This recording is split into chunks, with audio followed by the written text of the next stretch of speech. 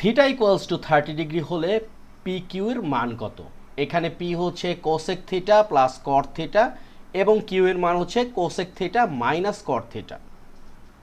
তো বিষয়টা যদি আমরা একটু লিখি যে 7 ক দেয়া আছে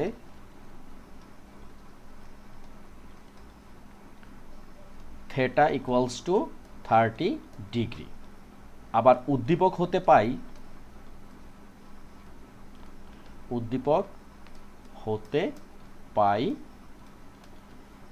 P equals to cosec theta plus cot theta এবং কিউ হচ্ছে cosec theta minus cot theta. তাই তো আমাদের বের করতে হবে পি কিউ এর মান কত। তাহলে পি কিউ সমান কি হচ্ছে, পি যেহেতু cosec theta plus cot theta, theta plus cot theta গুণ cosec theta minus cot theta. দেখতে A plus B times A minus B, সুতরাং আমরা লিখতে পারি cosec square theta minus cot square theta. Interesting বিষয় হচ্ছে সূর্য যেমন পূর্ব দিক থেকে উঠে পশ্চিম দিকে অস্ত যায়, তাই তো ঠিক তেমনি আমরা সবাই জানি যে cosec square theta minus cot square theta equals two 1, এইটা আমরা সবাই জানি। এখানে যদিও দেওয়া আছে যে থিটা ইকুয়ালস টু 30 ডিগ্রি, মজার ব্যাপার কি শুধুমাত্র 30 ডিগ্রি না, থিটার মান যদি 45 ডিগ্রি 60 ডিগ্রি যাই দেই না কেন আলটিমেটলি এই মানটা কিন্তু 1ই আসবে। আমরা একটু কাজটা করি তার থেকে ভালো, তাই তো আমরা এখানে এখন 1 লিখব না, যেহেতু প্রশ্ন বলছে 30 ডিগ্রির কথা, আমরা লিখলাম cosec square 30 degree minus cot square 30 degree, তাই তো। তো এখন কোসেক 30 ডিগ্রির মান কত? কোসেক 30 ডিগ্রির মান হচ্ছে 2, যেহেতু স্কোয়ার আছে আমরা লিখলাম স্কোয়ার, মাইনাস কট 30 ডিগ্রির মান কত?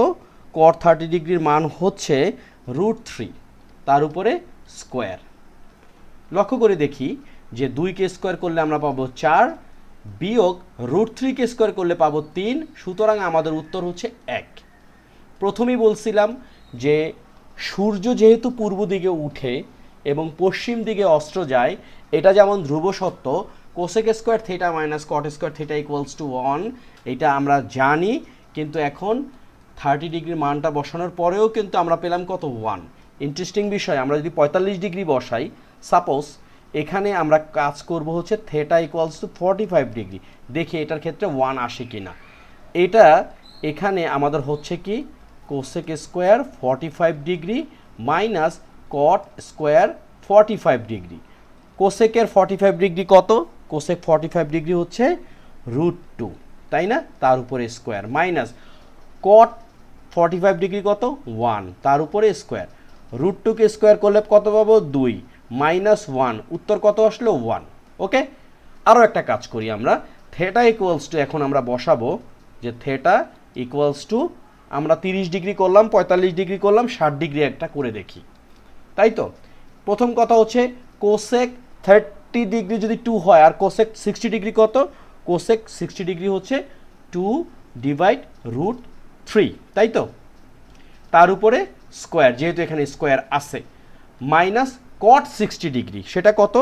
কট 60 ডিগ্রি হচ্ছে 1 ডিভাইড √3, তার উপরে স্কোয়ার। এখন দেখি এইটা তো 1 আসে কি না। তো 2কে স্কোয়ার করলে কত হয়? 4, √3কে স্কোয়ার করলে কত হয়? 3, মাইনাস 1 তো 1ই, √3কে স্কোয়ার করলে 3, আমরা যদি এটাকে লসাগু করি তাহলে এখানে আসতেছে 4 বিয়োগ 1, তার মানে 3 ভাগ 3, উত্তর হচ্ছে 1। ওকে, এখন কথা হচ্ছে প্রশ্নের মান হচ্ছে 2, কেন এতগুলো কথা বললাম? কারণ পরীক্ষায় এখানে লেখা আছে 30 ডিগ্রি, 30 ডিগ্রি না হয়ে তো যে কোনো ডিগ্রি হতে পারে, সুতরাং এইটুকু আত্মবিশ্বাস থাকতে হবে, উত্তর কিন্তু 1ই হবে। আসসালামু আলাইকুম, হোমওয়ার্ক ম্যাথে স্বাগত জানাচ্ছি আজকের এই নতুন ভিডিওতে। আজকে এসএসসি পরীক্ষার্থীদের জন্য একটি ব্রড প্রশ্নের সমাধান করব সৃজনশীলের উপর। বিষয়টা হচ্ছে ত্রিকোণমিতি এবং এই প্রশ্নটা এসেছিল সিলেট বোর্ড 2024-এ। প্রশ্নটা আমার কাছে খুব ভালো লাগছে। এই ধরনের প্রশ্ন থাকলে কিন্তু প্র্যাকটিসটা ভালো হয়। আমার অ্যাডভাইস, বোর্ডে যতগুলো প্রশ্ন আছে, অর্থাৎ 9টা বোর্ড, ঢাকা থেকে শুরু করে দিনাজপুর পর্যন্ত যতগুলো বোর্ড আছে, সকল বোর্ডের অঙ্কগুলো যদি তোমরা করো A+ কেউ আটকাতে পারবে না। কিন্তু মাঝখান থেকে যদি করো তাহলে রিস্ক কিন্তু তোমাদের উপরে। তো চলো খ নাম্বারটা করে ফেলি। খ নাম্বার, প্রমাণ করো যে p² = c। p মানে কি? p মানে হচ্ছে cosec theta plus cot theta. একটু ধাপে ধাপে আমরা লিখে ফেলি। উদ্দীপক হতে পাই কি সেটা? p = cosec theta plus cot theta. Okay, এখন আমাদের প্রমাণ করতে হবে p² = c, মানে বাম পক্ষ কি সেটা? p²। পির মান cosec theta plus cot theta, তার উপরে হোল স্কোয়ার। এইটুক পর্যন্ত আমরা সবাই বুঝলাম। কথা হচ্ছে এইখান থেকে আমাদের সিতে যেতে হবে। সি আবার কি দেওয়া আছে? সি দেওয়া আছে sec θ + 1 ডিভাইড sec θ - 1। ওকে, তো আমরা একটু ধাপে ধাপে কাজ করার চেষ্টা করি। প্রথম ধাপটা হচ্ছে কোসেককে আমরা লিখতে পারি 1 ডিভাইডেড কি সাইন থিটা, রাইট, প্লাস কটকে লিখতে পারি cos theta divided sine theta, right. তারপরে দিলাম একটা স্কোয়ার, স্কোয়ার মানে হোল স্কোয়ার। এখন এটাকে আমরা একটা লসাগু করি। লসাগু হচ্ছে সাইন থিটা, তাহলে আসতেছে 1 প্লাস কস থিটা, তার উপরে হোল স্কোয়ার।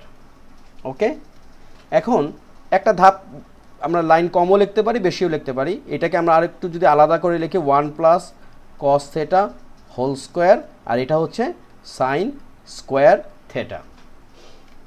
এখন দেখো সি এর ভিতরে কিন্তু সবই সেক থিটা আছে, সুতরাং আমাদের যে কোনো একদিকে যেতে হবে। তো কসের সাথে যেহেতু একটা সেকের সম্পর্ক আছে, সুতরাং সাইনটাকে আমাদের আর রাখার দরকার নাই।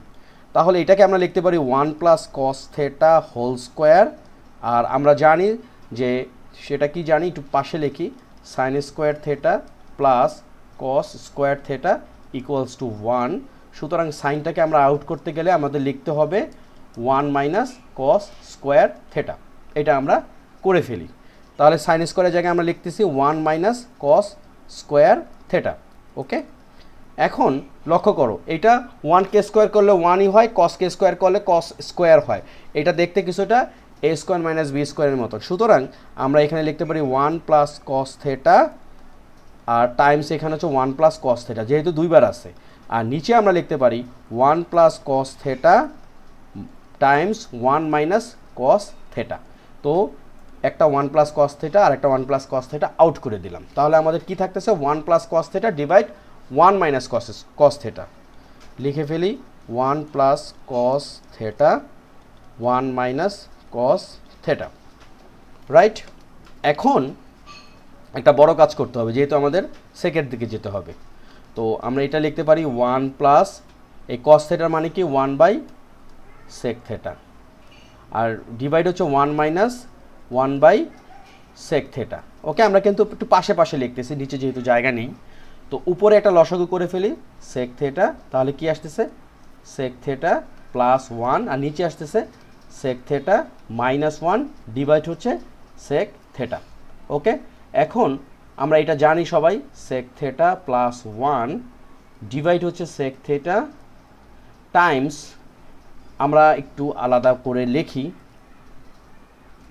আমরা এটাকে একটু উপরে লিখি, দেখতে সুন্দর লাগবে। আচ্ছা, এইটাকে এখন কি করতে পারি?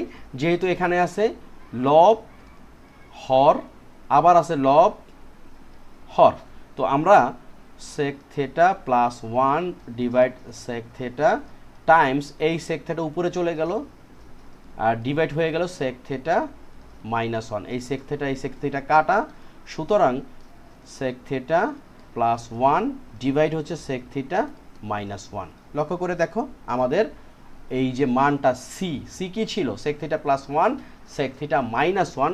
সুতরাং এটা সামনে আমরা লিখতে পারি সি, এর মানে হচ্ছে ডান পক্ষ। তো হয়ে গেল। সুতরাং বাম পক্ষ ডান পক্ষ যা যা লেখা দরকার তোমরা লিখে প্রমাণিত করে ফেললা। তোমরা কিন্তু দেখো ক নাম্বার এবং খ নাম্বার করলা, 6 নাম্বার পেয়ে গেলা। এবং বোনাস হিসাবে থিটার জায়গায় 45, 60 এইসব দিয়েও একটা প্র্যাকটিস হয়ে গেছে। যত বেশি প্র্যাকটিস তত ভালো মার্কস পাওয়ার পসিবিলিটি থাকে। তো ক খ শেষ, চলো এখন আমরা গ নাম্বার অঙ্কটা করি। গ নাম্বার অঙ্ক করতে গিয়ে আমার কাছে মনে হচ্ছে সিলেটবাসী সম্ভবত সেক থেকেটাকে খুব পছন্দ করে, কারণ যে কোনো জিনিস ঘুরিয়ে পেঁচিয়ে সেই সেকের দিকেই যেতে হলো। এখানে লেখা আছে Q by P equals to 2 minus √3 D by 2 plus √3 এবং থেটা হচ্ছে সূক্ষ্মকোণ, সেক্ষেত্রে সেক থেটার মান নির্ণয় করো। তো আমরা যে কাজটা করব, উদ্দীপকে কি লেখা আছে আর লিখবো না, আমরা ডাইরেক্ট অঙ্ক করে ফেলি। সেটা হচ্ছে দেয়া আছে, সেটা কি দেওয়া আছে, Q divide P equals to 2 minus √3 divide 2 plus √3। Q মানে কি, কিউ মানে আমরা সবাই জানি যে cosec theta minus cot theta. আমরা লিখে ফেলি cosec theta minus cot theta divide হচ্ছে পি, পি হচ্ছে cosec theta plus cot theta equals to এখানে 2 মাইনাস √3 ডিভাইড হচ্ছে 2 প্লাস √3। একটা সাইড নোট দিতেই হবে, সেটা হচ্ছে পি ও কিউ এর মান উদ্দীপক হতে পাই।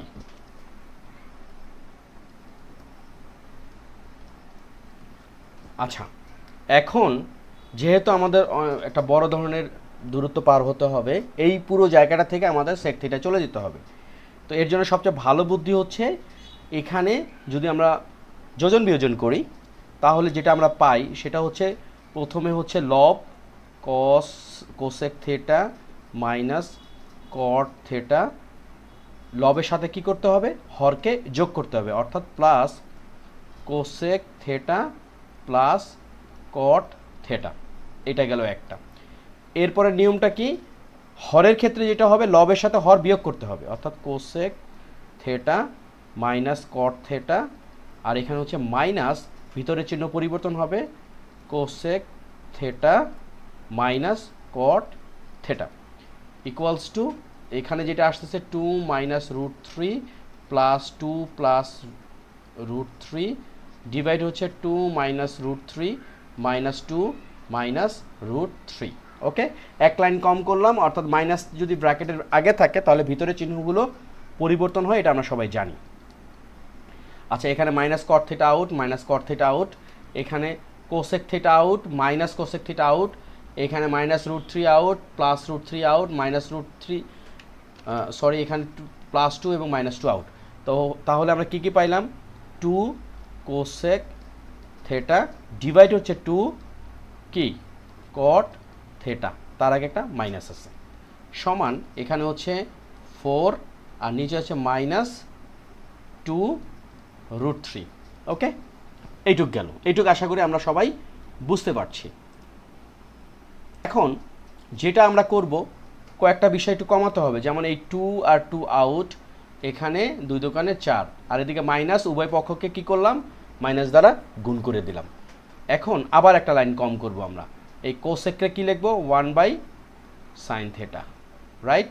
কটকে কি লিখবো, cos theta divide sine theta, আর এদিকে কি আসতেছে 2 ডিভাইড √3, রাইট।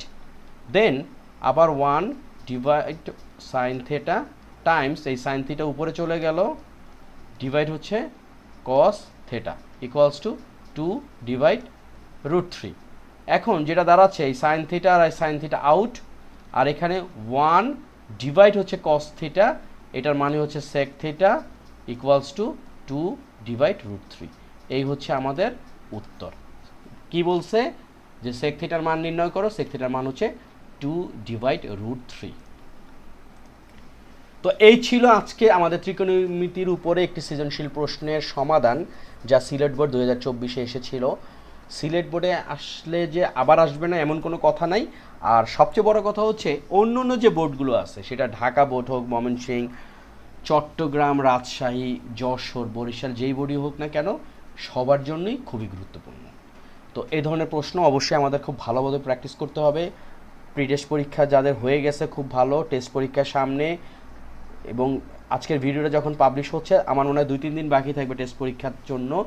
তো টেস্টের থেকেও বড় বিষয় হচ্ছে বোর্ড পরীক্ষাতে কিন্তু পিছনের বোর্ডের প্রশ্নের ধরনগুলো কাজে লাগে, আর টেস্টে ইউজুয়ালি একটু কঠিন করে। তো তোমরা চেষ্টা করবে টেস্টেও ভালো পরীক্ষা দেওয়ার জন্য। আর এই ভিডিওটা যদি তোমাদের কাজে লাগে অবশ্যই বন্ধুদের সাথে শেয়ার করবে। তোমরা সবাই ভালো থাকো, সুস্থ থাকো, আল্লাহ হাফেজ।